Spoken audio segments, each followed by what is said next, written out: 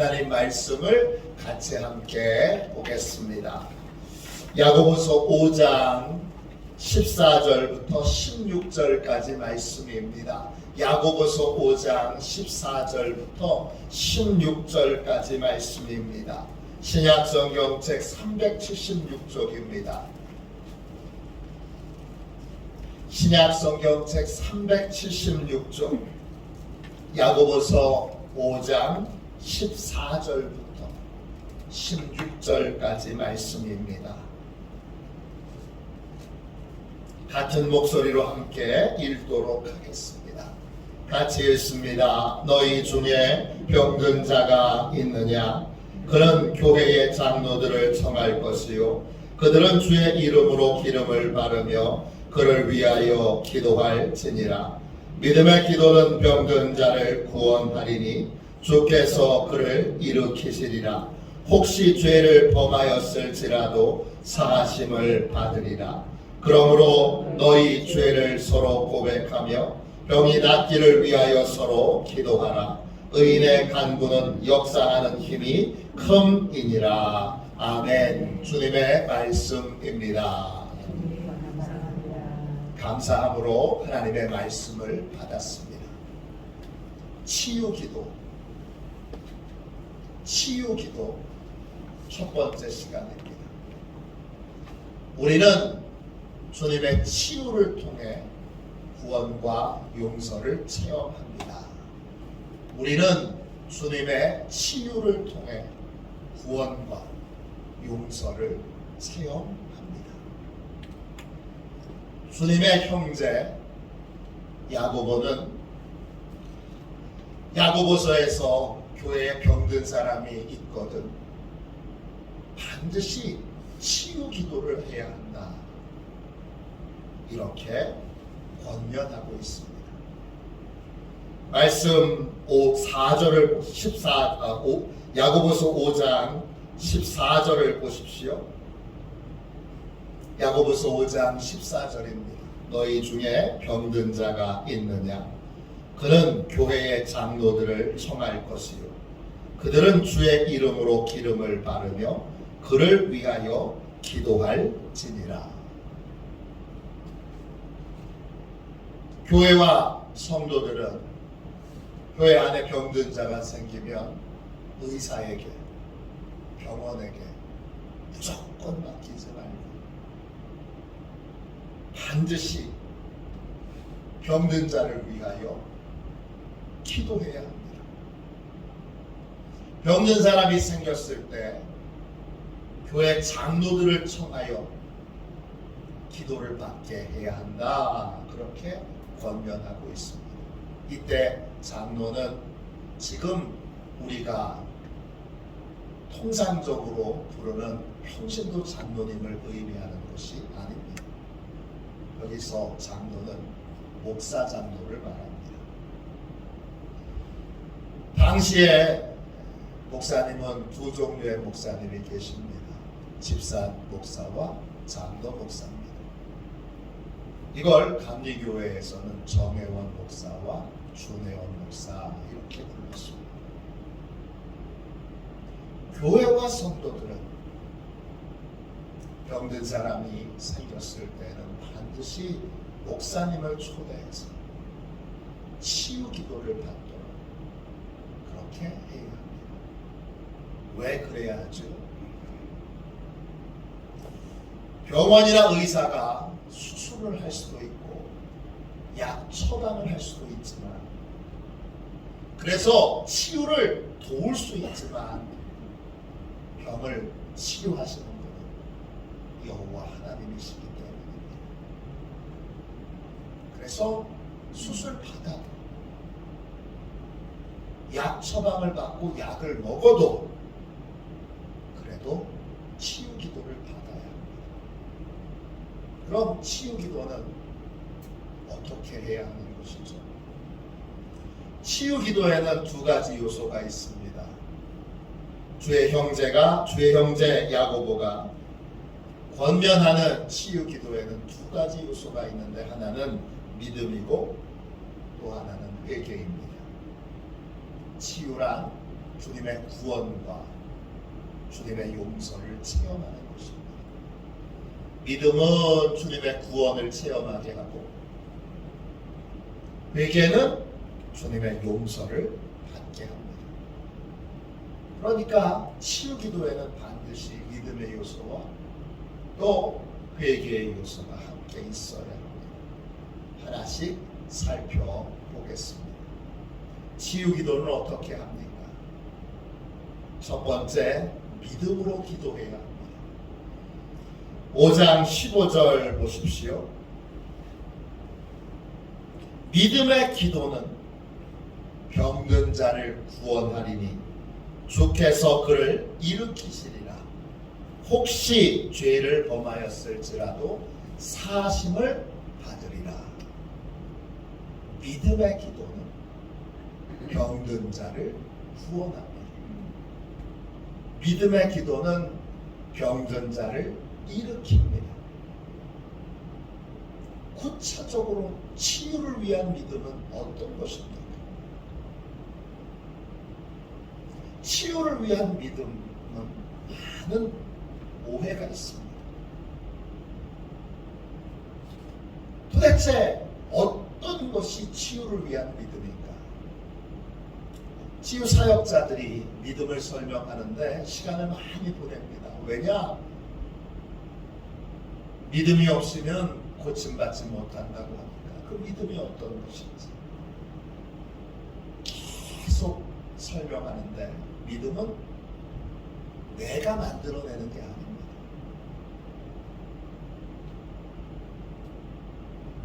가장 핵심은 그겁니다. 믿음은 내가 만들어내는 게 아닙니다. 그럼 어떻게 되는 거죠? 믿음에는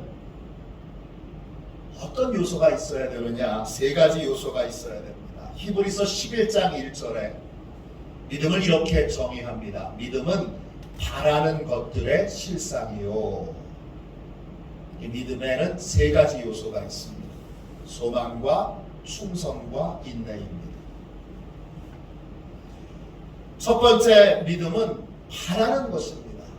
바란다, 이 말이 헬라어로 엘피조입니다.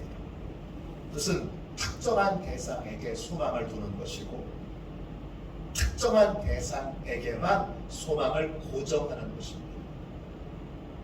바란다는 것, 예수님이 병 고쳐주시기를 간절히 소망하는 것입니다. 이게 믿음입니다. 안타깝게도 이 첫 번째 부분에서부터 예수님이 고쳐주시기를 기대하지 않는 분들이 많습니다.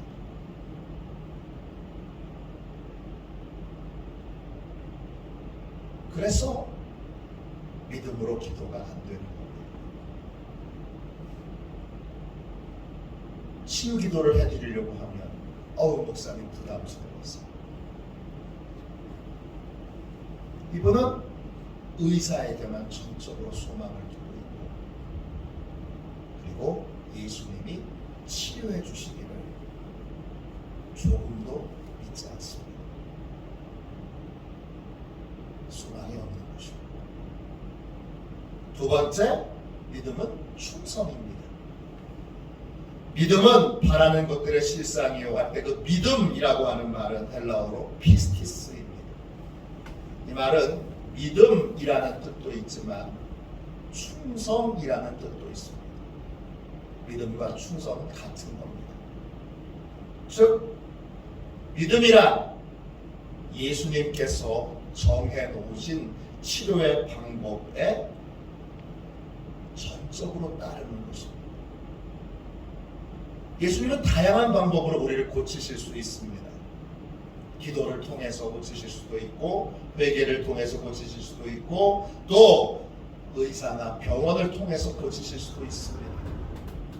온전한 치유를 받으려면 주님이 어떤 방법으로 치료의 방법을 결정하시든지 그 방법을 겸손히 따라야 합니다. 그 방법을 무엇으로 결정하실지 주님의 인도를 받고 그 인도를 따라야 합니다. 병원으로 주님이 인도하신다면 어느 병원? 의사에게로 인도하신다면 어떤 의사? 기도를 해야죠. 의사에게 고침받으면 되죠. 그래, 어떤 의사? 어떤 병원? 어떤 치료 방법?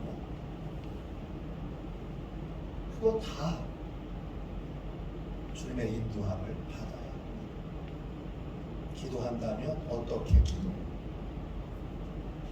머리에 안수할 수도 있고 아픈 부위에 손을 얹을 수도 있고 때때로는 조심스럽지만 안차를 할 수도 있습니다.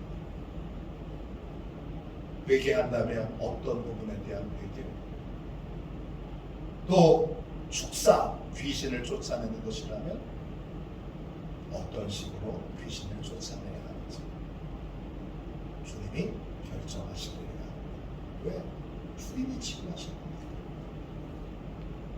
반드시 주님이 하시는 것을 주님, 제가 경험이 있는데 그건 아니에요. 내 경험을 앞세운다든지 내 의를 앞세운다든지 내가 뭔가 할 수 있는 것처럼 착각하여 내 것을 앞세워서는 안 됩니다. 치료는 전적으로 주님이 하시는 겁니다. 세 번째, 믿음은 어떤 것이죠? 믿음은 인내입니다. 바라는 것들의 실상이요 할 때 그 실상이라는 말은 휴포시스타스입니다. 휴포스타시스, 이 말은 두 개의 단어로 이루어져 있습니다. 휘포라고 하는 단어와 히스테미라고 하는 단어입니다. 휘포는 아래에 있다 이런 뜻이고 히스테미는 서 있다 이런 뜻이에요. 그러니까 주님이 치료하시는 전 과정에서 나는 어디 있어야 되는 거예요? 주님 아래에 있어야 돼요. 치료를 시작하셨는데 주님이 온전하게 치료하시려면 여러 번 반복해서 주님 아래에서 주님의 인도하심과 다스림을 따라야 합니다. 한 번에 고쳐지는 경우도 있지만 대부분의 질병은 한 번이 아닌 여러 번의 기도를 통해서 고쳐집니다. 그러면 치유가 완성될 때까지 인내하며 주님의 치료를 계속 따라야 합니다. 한 번 잠깐 좋아졌는데 잠깐 좋아졌으니까 금방 또 옛날로 돌아가면 그 치료는 완성되지 않습니다. 치유를 위해서 믿음으로 기도한다는 건 이 세 가지를 말합니다. 치료는 주님이 하시는 거예요, 여러분. 내가 믿습니다 그런다고 되는 거 아니에요. 이 세 가지 주님이 고쳐주신다. 주님의 방법은 주님의 때에 이거예요. 이 세 가지의 것을 믿고 기도하는 것이 믿음으로 기도하는 거예요. 믿음에서 중요한 건 뭐예요? 주님을 존중하는 거예요. 주님이 하실 것을 믿고 주님을 존중하여 끝까지 따르는 것이 바로 믿음입니다. 그런데 많은 분들은 믿음을 잘못 생각합니다. 내가 만들어내는 것으로 생각해요. 내가 믿음이 없어서. 아니 그래, 당신의 믿음이 주님의 능력과 무슨 상관이 있어요? 내가 믿습니다 하는 게 그게 주님의 능력과 무슨 상관입니까? 주님을 믿어야 하고 또 주님이 하시도록 존중해야 하는 것입니다. 이것이 바로 믿음으로 기도하는 것입니다. 두 번째, 치유 기도는 어떻게 하는 것입니까? 죄를 고백하며 기도해야 합니다. 15절 16절 보세요. 믿음의 기도는 병든 자를 구원하리니 주께서 그를 일으키시리라. 혹시 죄를 범하였을지라도 사하심을 받으리라. 그러므로 너희 죄를 서로 고백하며 병이 낫기를 위하여 서로 기도하라. 의인의 간구는 역사하는 힘이 큼이니라. 현대인들은요, 병의 원인이 죄 때문이다 이렇게 말하면 깊은 저항감을 갖습니다. 병의 원인이 왜 죄 때문이에요? 그런데 이건 죄를 영적인 부분으로 국한해서 봐서 그래요.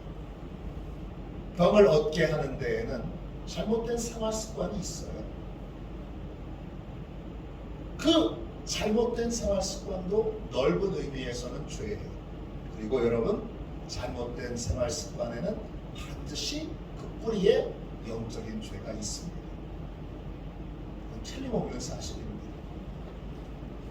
가령 예를 들어서 폭식, 폭음, 이건 반드시 병을 낳습니다. 병을 갖게 만듭니다. 그런데 폭식과 폭음을 고치지 않고 계속 고집하면 치유 기도를 통해서 한 번은 좋아질 수 있어도 금방 나빠집니다. 생활 습관은 그냥 단순하게 겉에 보이는 생활 습관이 아니라 그 깊은 뿌리에 영적인 죄가 있는 것입니다. 그러므로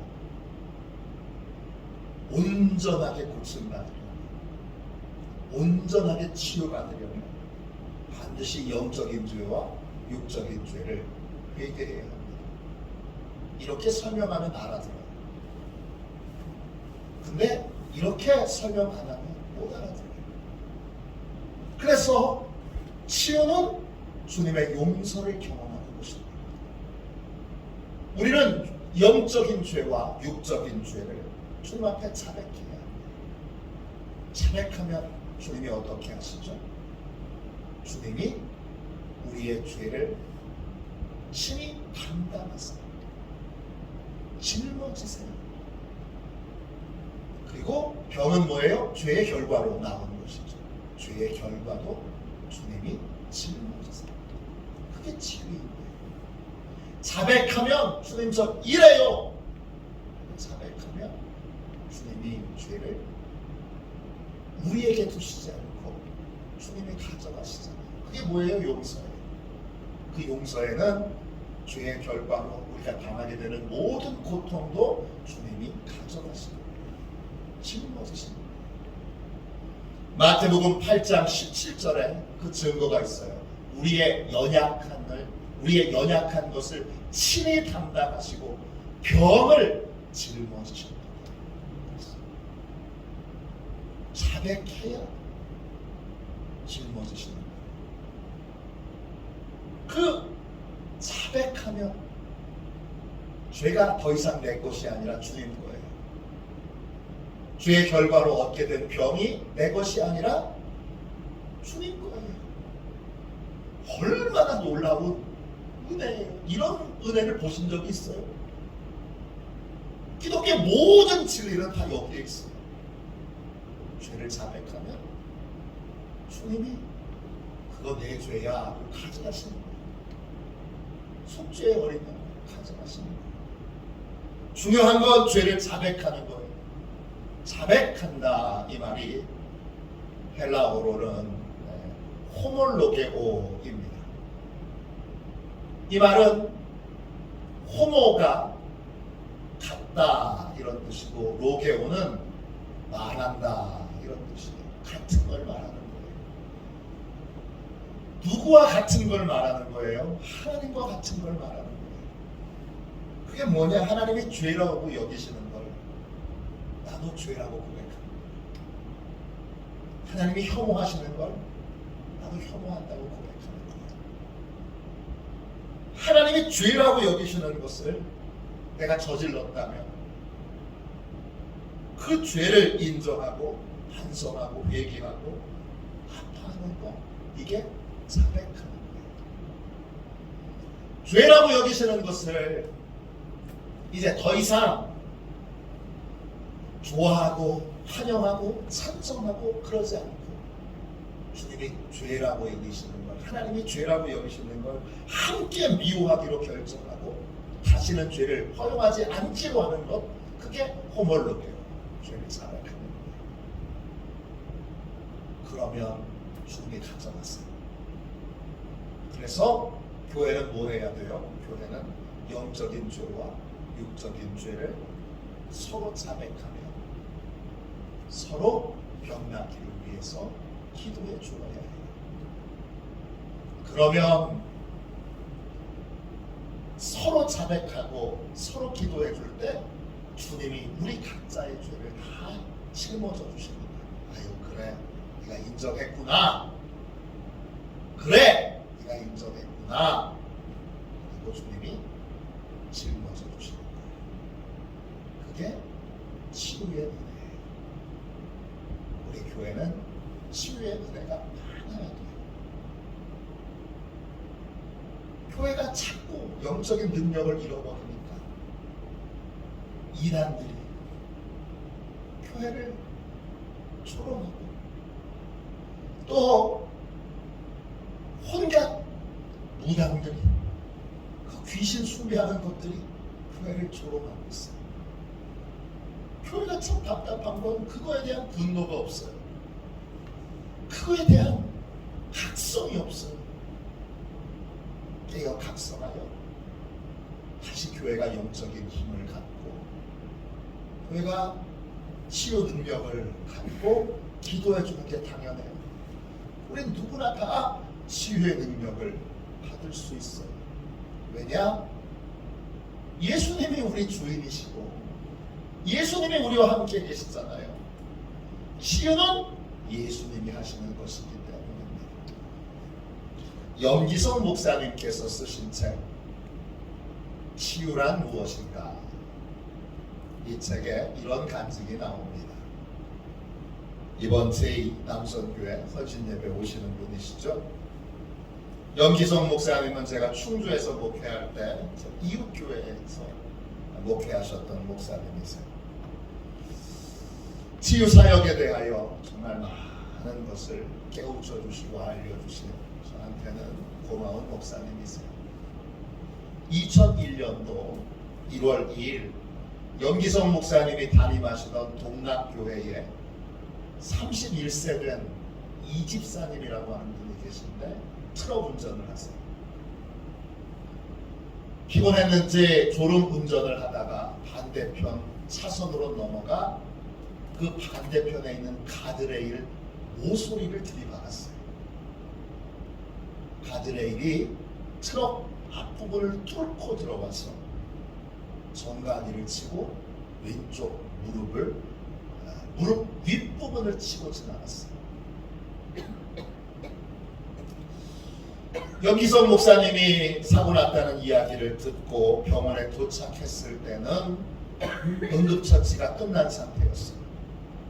왼쪽 다리는 부러졌고 동맥은 3곳이나 절단됐어요. 큰 병원으로 옮겨야 해서 동맥을 잇는 수술을 받아야 합니다.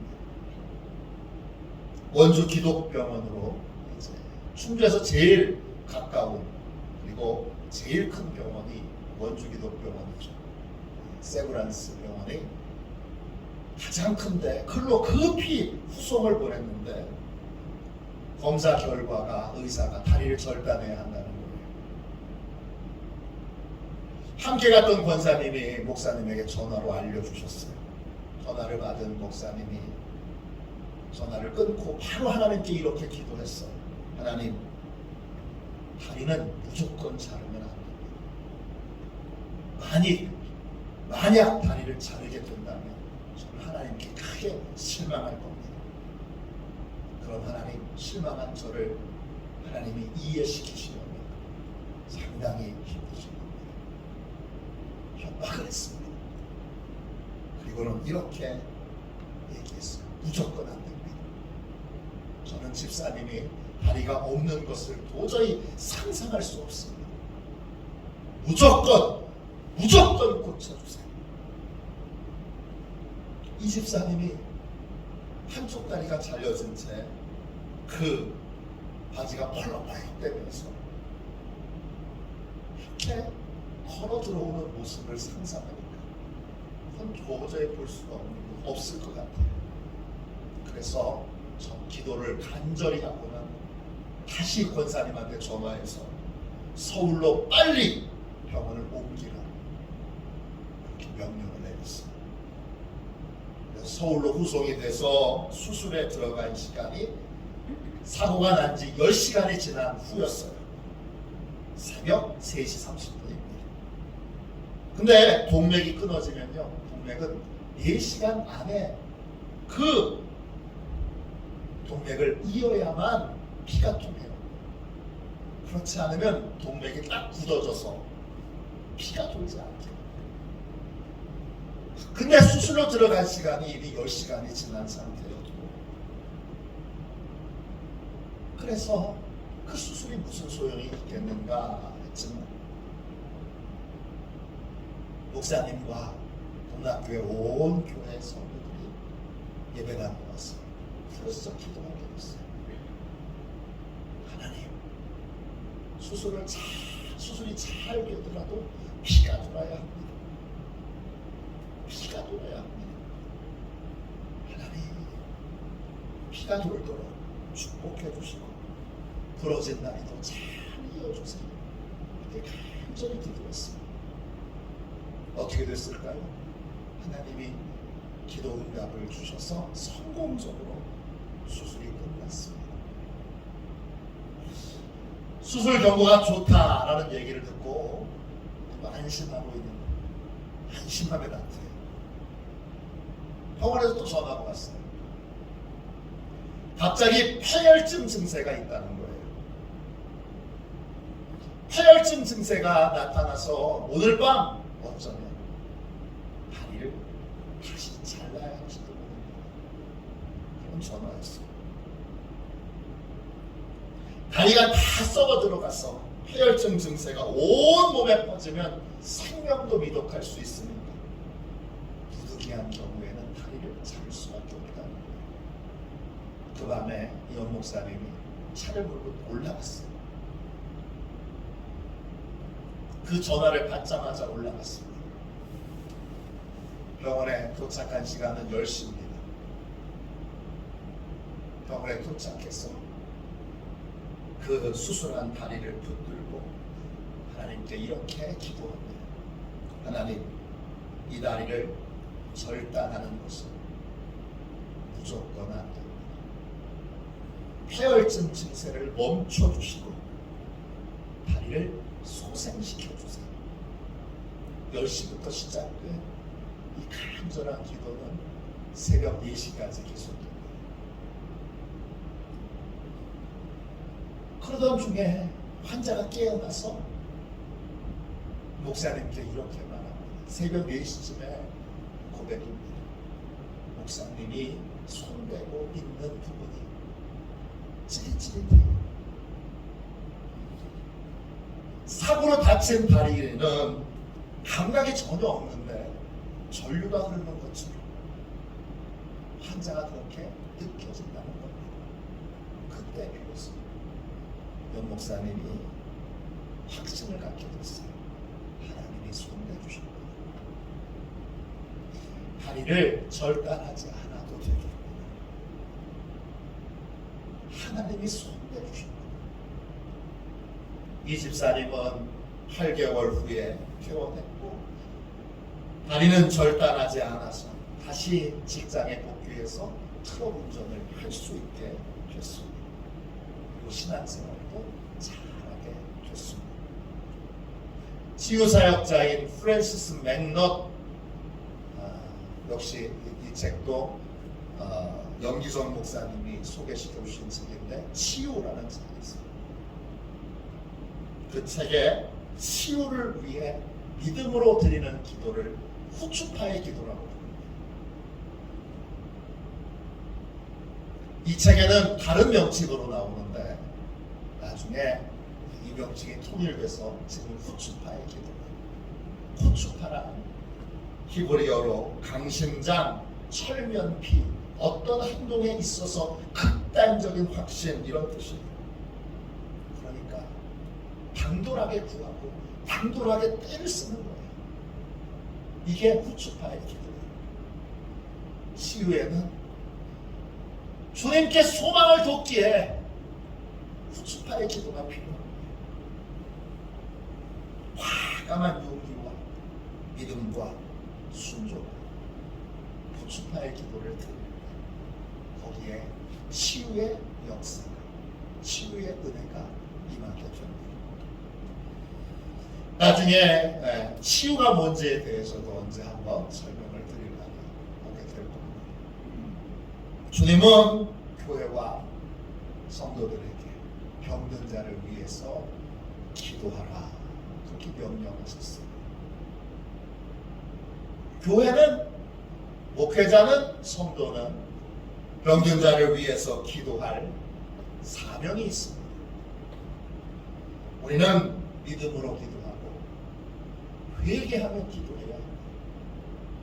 그럴 때 주님이 구원의 은혜를 베풀어 주시고 용서의 은혜를 베풀어 주십니다. 그 구원의 은혜와 용서의 은혜의 한 부분을 체험하고 경험하는 것이 치유입니다. 치유란 주님의 구원을 경험하는 것이고 주님의 용서를 경험하는 것입니다. 이 치유를 우리의 삶에서 많이 풍성하게 경험하고 풍성하게 체험하게 될 때 교회는 거룩해지고 건강해지게 됩니다. 이 사명을 외면하지 마십시오. 이 사명을 병원에만 맡겨두지 마십시오. 그게 오늘날 교회가 약해진 이유입니다. 우리는 다시 치유를 위해서 기도해요. 치유를 위해 기도하면서 믿음도 회복해야 되고 치유를 위해서 기도하면서 여러분 회개도 해야 합니다.